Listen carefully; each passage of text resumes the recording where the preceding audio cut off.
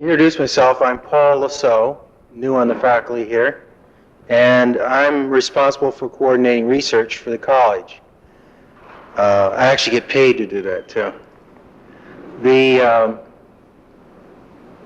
Let me explain first of all that I'm pinch hitting for the another presentation that was supposed to be on at this time, and so what we've tried to do is put together a kind of review of the research which the college and its faculty and has been involved in the short history that the college has been in existence. First, just as a way of introduction, let me say that for people who are not aware of the fact, research has become, not just in our field, but mostly in a lot of other fields, research has become a multi-billion-dollar business. In the year 1970, there was estimated about $26 billion worth of funds going to research and development in the United States alone. In the environmental design field, research has recently, probably in the last 10 years, had a very rapid growth. It's not to say that people weren't doing research before that time, but that as the pressures of the problems of dealing with the environment, and as the awareness of people of the criticalness of design in the environment has grown, so has grown the need for research. Trying to organize these slides in some way that you could begin to understand the range of research within the field of environmental design, I tried to establish some categories. For example, some of the categories you can start with are theoretical as opposed to applied. You can talk about research which is applied to education, to better education in the environmental design fields. You can talk about research which is applied to urban problems, research which is applied to technical problems. But when you start to do that, I think and I will try to organize these slides in some manner like that, you have to keep in mind that in the environmental design field, when you're working in one area, you often end up affecting or being concerned with several other fields because the design fields are integrative by nature. So it isn't as easy to sort these into very distinct categories. But I'll try. Could we turn these lights out above here? Okay. Let's start first with research which is on the theoretical level. We have had 2 grants for Professor Juan Banta, who is doing studies in semiotic analysis in architectural history. Professor Banta says it is of such a theoretical nature, he's not actually sure where it applies, although it is clear that it has a direct connection to the concepts of perception, which are a very clear part of the process of design. In this slide here is taken from his recent book, where he did an analysis of a semiotic historical analysis of the Barcelona Pavilion by Mies van der Rohe. A piece of unfunded research by Hai Khachatorian was a psychological study or psychologically based study of the effects of novel environments on people's behavior. In theory applied to the architectural profession and its processes of work, there was a study which is underway right now for the National Institute of Architectural Education by Professor Wyman, which is a pilot project to develop an architectural case history which would form an aid in teaching interdisciplinary problem solving.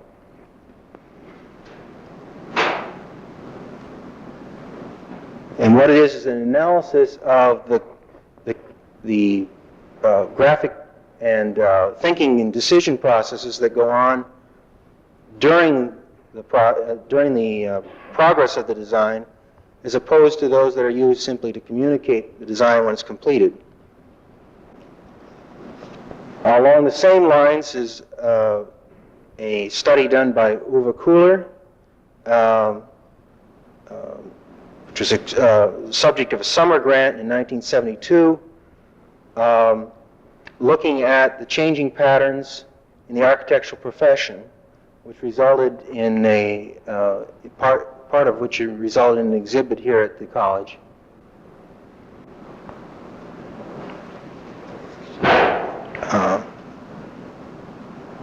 Al Wallace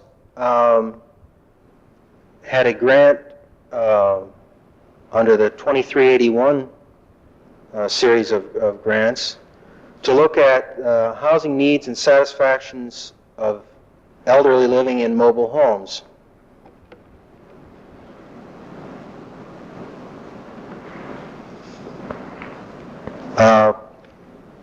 Professor Meyer undertook a project a couple years ago, which is entitled Working in Middletown, where the analysis was done of the working patterns and attitudes towards work here in Muncie, Indiana. Another study getting more into the applied area and the interaction of environmental factors was a study by Professor Kuhler called Life Safety in Mobile Homes, which was a subject of a faculty research grant for the 76-77. It's underway now.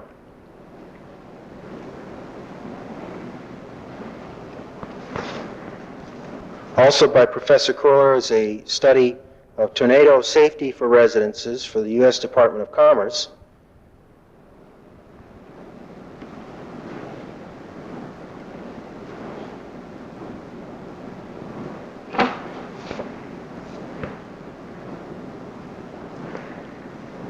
In 1971, Professor Rosenman headed up a study dealing with, entitled Let's Have Inside Out Schools, was done for the Educational Facilities Laboratories, in which they looked at possible adaptations of Burr School in applying recent theory.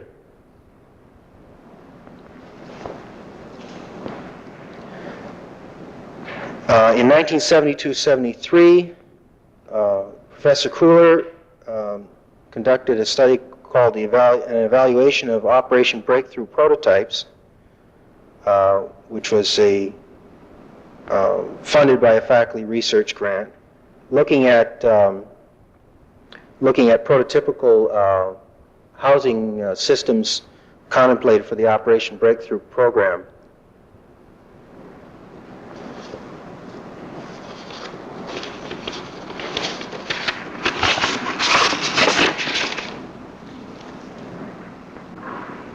In 1976, Robert Kester received a grant for continuation of solar energy research in the housing area. Also in 1976, there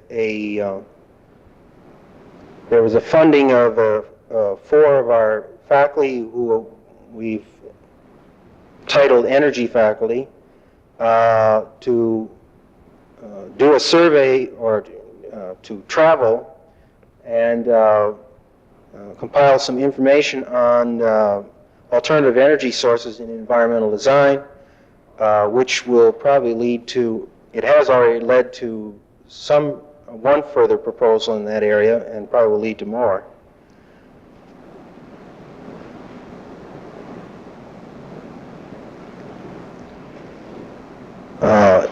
In 1974, is that backwards? Sorry. In 1974, Professor Kohler received a $2,500 grant to do a study on wind structure occupant interaction in residences, which is a subject of several presentations afterwards.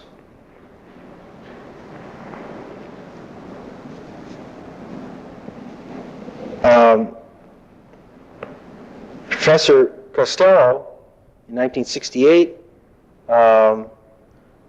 received an award to attend in the form of a scholarship, which led to attending a course in computer analysis for fallout shelters, and looked at the way computers could be used to help conduct analysis in building technology. Along in the area of applied, another area of environmental design research that is fairly significant these days is the application in urban design to urban design problems. In 1973, Professor Costello and students in his studio received a grant of over $15,000 to conduct an urban design studio in Indianapolis for the benefit of the Methodist Hospital, which led to a new look at the plans that were contemplated for the Methodist Hospital, and in fact, one of their schemes was actually accepted as a basis for further development.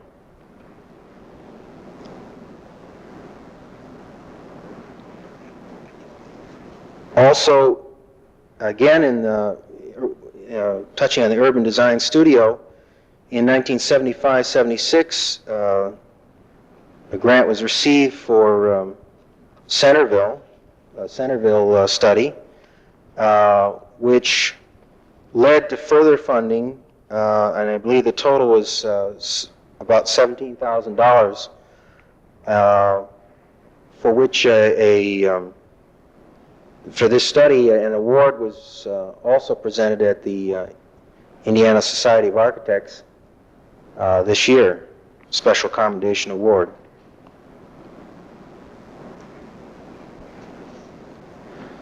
Also in the area of applied to public problems, we are there in 1976-77 an award of approximately $11,000 was given to the planning and landscape departments under the leadership of Professor Johnson and Professor Russell for coastal zone management studies for the Indiana coastal zone.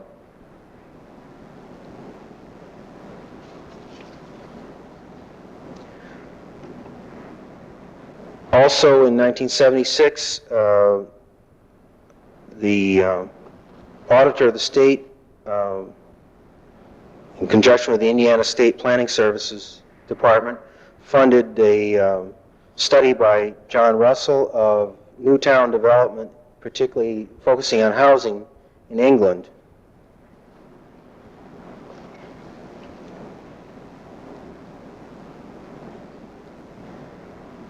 In the area of unfunded research, and the following areas are going to deal with course improvement, course development.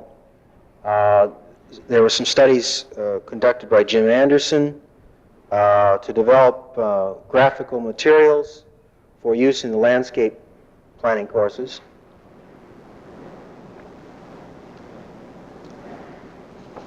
Studies by Professor Yetkin on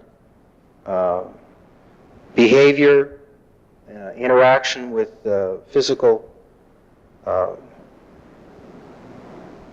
items. In this case, he's dealing with furniture.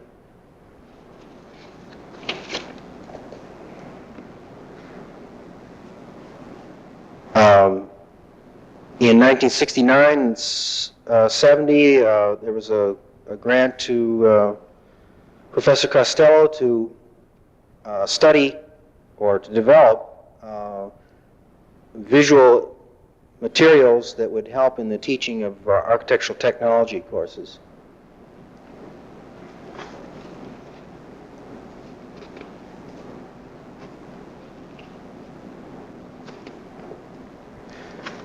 There is an area which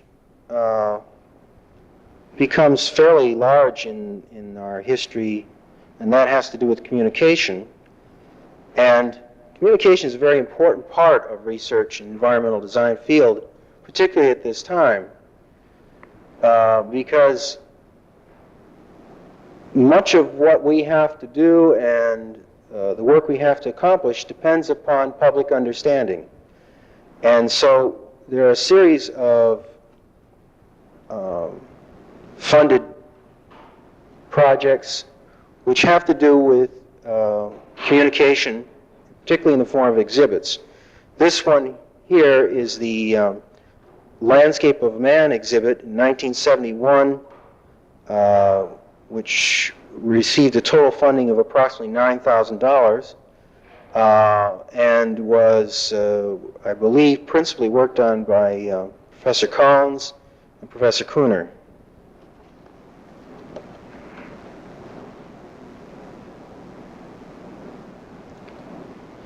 In 1975-76, there was an approximately $1,000 award grant for exhibit put together by Professor Costello called Muncie Past, Present, and Future,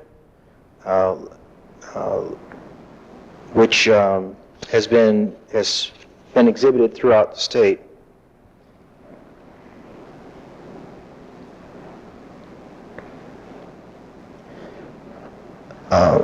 Professor Kuhler received a $500 award in 73-74 to do a presentation on Ludwig Mies van der Rohe's works.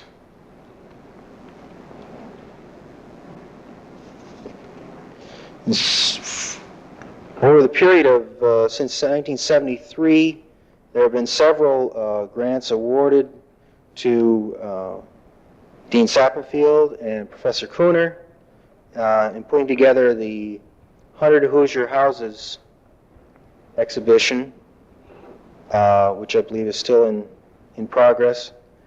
And it was principal funding coming from the Indiana Arts Commission, with a total of between $15,000 to $20,000 awarded.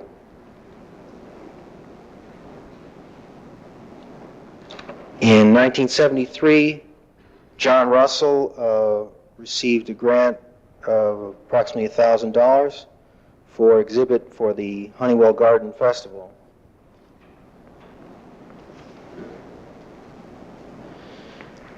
In 1972-73, there was a grant to Professor Kurtich, who was a visiting professor at the time from the National Endowment of the Arts, on Muncie, which is a pictorial, resulted in a, as I understand, quite a spectacular visual show.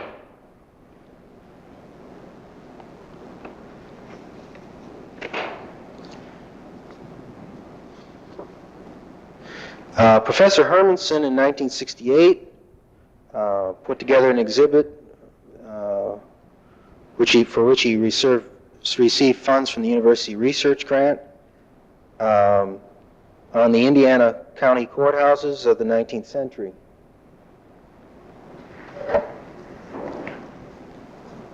Also, exhibits by Professor Hermanson included one on the uncovered bridges in Indiana and on round barns in Indiana. Okay. That, I believe, sums up, is the complete list at this point. I don't have much else to add to it, but except that.